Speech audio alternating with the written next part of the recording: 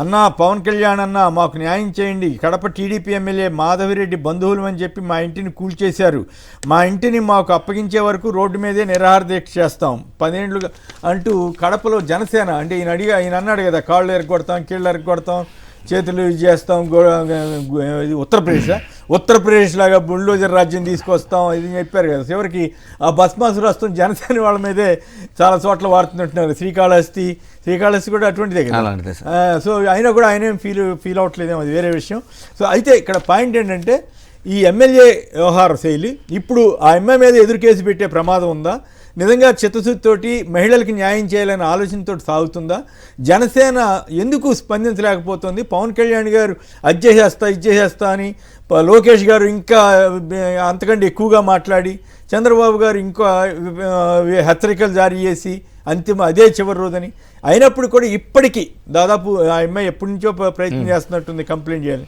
ఈ పరిస్థితి మీద మీ విశ్లేషణ సార్? ఫస్ట్ ఆఫ్ ఆల్ అరవటం, ఇప్పుడు శ్రీధర్ విషయంలో ఒకవేళ పవన్ కళ్యాణ్ గారు వచ్చినా కూడా అరవటం తప్ప చర్యలు గ్యారెంటీగా శూన్యంగా ఉంటాయి ప్రథమంగా.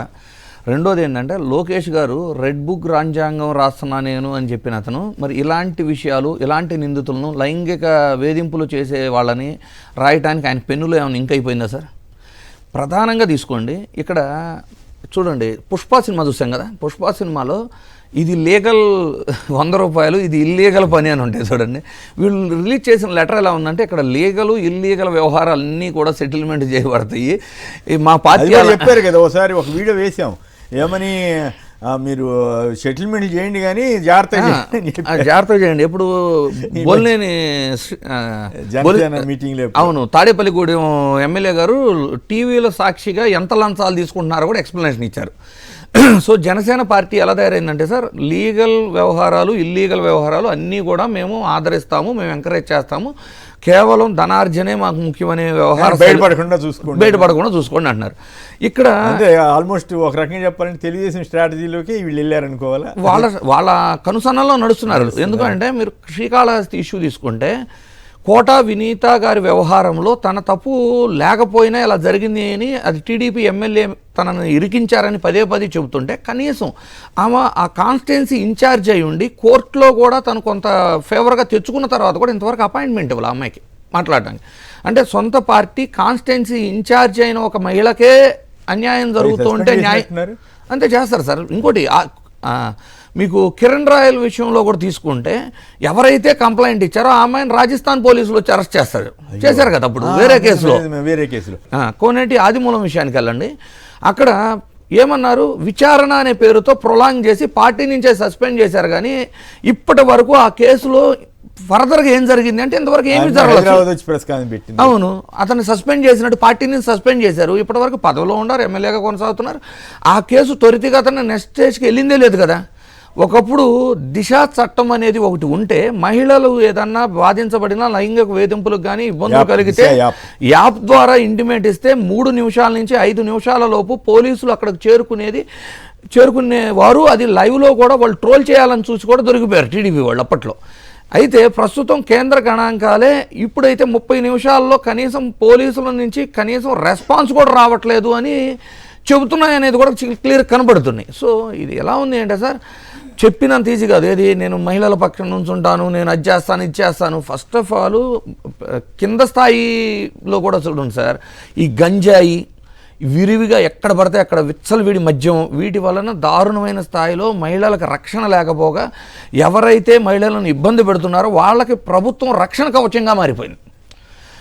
ఈ మహిళలకి ఇంత దారుణాలు జరుగుతుంటే కింద స్థాయిలో కేసులన్నీ అలాగే ఉండే. ఫోక్సో కేసులు ఇన్ని పెట్టామని అసెంబ్లీ సాక్షిగా చెప్తున్నారు. కానీ పై స్థాయిలో ఎమ్మెల్యే స్థాయిలో రాజకీయ ప్రాబల్యం కలిగిన వ్యక్తులని ఒక్కళ్ళ మీదన్నా ఫోక్సో చట్టం కింద కేసు నమోదైందా? వాళ్ళు వచ్చి లైవ్లో వీడియోలు చూపించి రికార్డెడ్గా ఇన్ఫర్మేషన్ చూపించి మాకు అన్యాయం జరిగింది అని చెబుతున్నా కూడా ఇంతవరకు చర్యలు లేవు.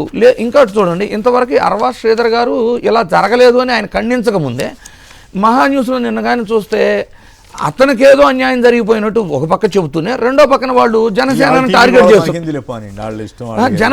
టార్గెట్ చేస్తున్నారు. ఈ లెటర్ ముందే రిలీజ్ చేశారు అంటే జనసేనకు ముందే ఇన్ఫర్మేషన్ ఉండి కూడా ఏం చేయలేకపోయారు అని.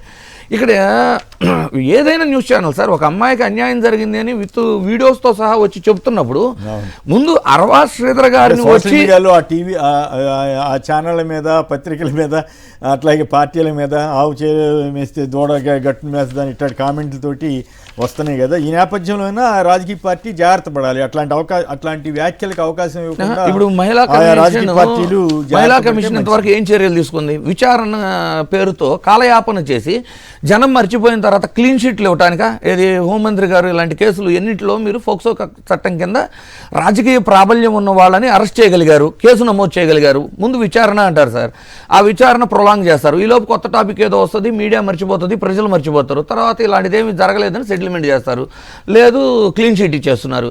సో రాజకీయ ప్రాబల్యం ఉన్నా కూడా తప్పు చేస్తే తప్పు చేసిన వారిని శిక్షించాల్సిన బాధ్యత అటు మహిళా కమిషన్కి ఉంది, ఇటు పక్క హోమ్ మినిస్టర్ గారికి ఉంది. అందరూ కూడా చూడండి, ఇప్పుడు దాకా అరవా శ్రీధర్ గారిని కౌంటర్ ఇవ్వమనో దాని సంజాయిషీ చెప్పమనో మీడియా కూడా అడగట్లేదు కదా. ఏం అడుగుతున్నారు? మీడియా ఏం చేస్తుంది? ఏ విధంగా దీన్ని కవర్ చేయాలి, ఏ విధంగా దీన్ని సద్దుమణిగేలాగా చేయాలి, పార్టీకి డ్యామేజ్ జరగకుండా ఉండేలాగా చేయాలి అనే విధంగా వ్యవహరిస్తుంది. కానీ వివాదంలో ఎమ్మెల్యే అన్నారు తప్ప ఎంతసేపు సేఫ్ గార్డ్ చేయాలని చూస్తున్నారు. కానీ అమ్మాయి సేఫ్ గా ఉండగలుగుతుందా? ఎదురు కేసు పెట్టి ఆమెను వేధించే ప్రమాదం ఉందా? ఇప్పుడు ఎతుకుతారు సార్, కేసులు పెట్టడానికి అవకాశాలు ఏమేమి ఉండి ఎతుకుతారు. ఇప్పుడు ఒక మహిళా ఉద్యోగి ఇట్లాగే ఐఎంఎన్ జైల్లో పెట్టారు. మీరు చెప్తున్నాను కదా, కిరణ్ రాయల్ కేసులో అదే జరిగింది. అన్ని కేసుల్లో కూడా ఒకటి సెటిల్మెంట్ చేయటము, లేదు వాళ్ళు ఏదన్నా అవకాశం ఉంటే కేసులు బనాయించడం. Okay right. నాగేశ్వరరావు పర్చూరు నుంచి. నాగేశ్వరరావు నమస్కారం, మాట్లాడండి. ఏమిటి అరాచకాలు, ఈ పరిస్థితి? సార్ మీ అందరికి గుడ్ మార్నింగ్ సార్. నేను గతంలో ఆ పార్టీ గురించి కామెంట్ చేస్తే మీరు నన్ను తప్పు పెట్టేదండి. ఇప్పుడు కూడా వద్దు, ఇప్పుడు కూడా అభ్యంతరకరమైన వ్యాఖ్యలు ఏం చేయొద్దు. అందుకని ఆ మాట చెప్పలేదండి. చెప్పిన కామెంట్ ఈ రోజు నిజమవుతుందండి. ఓకే, కామెంట్ తోనే ఈరోజు సోషల్ మీడియాలో ట్రోలింగ్ చేస్తున్నారు. అవును, అది రకరకాలుగా వ్యాఖ్యలు వస్తా ఉన్నాయి. అదే ఈ పార్టీకి జనసేన అధికారికంగా రెస్పాండ్ అయి ఉంటే ఆ విమర్శలకు ఆస్కారం ఉండేది కాదు. పోనీ లేదు అమ్మాయి తప్పు లేదన్న ప్రకటన చేసినట్టుగా అయితే లేదు. అమ్మాయి తప్పు చేసిందని ఏమైనా ఎదురు స్టేట్మెంట్ ఇస్తారా అంటే ఏమో తెలియదు మరి. బట్ ఆల్రెడీ కేసు పెట్టారండి, వాళ్ళ తల్లి పేరు మీద కేసు పెట్టారు అంటే ఏదో ప్రమాదం ఆవిడకే ముంచుకొస్తుందని. ఆంధ్రప్రదేశ్లో మహిళలకి పరిస్థితి ఏంటంటే ఎదురు కేసులు పెట్టించుకునే పరిస్థితిలో పడ్డారు పాపం. ఏమండి యూట్యూబ్ వీడియో చేశారు. ఎవరు? భాష కాదండి, జర్నలిస్ట్ భాష గారు ఉన్నారు కదా. భాషా గారు. Okay okay. జనసేన పార్టీ వద్దులే, ఆ గొడవలోకి వద్దులేండి. Right, okay right. శివశంకర్ గారు చెప్పండి, మీరేమంటారు? ఈ మొత్తం ఈ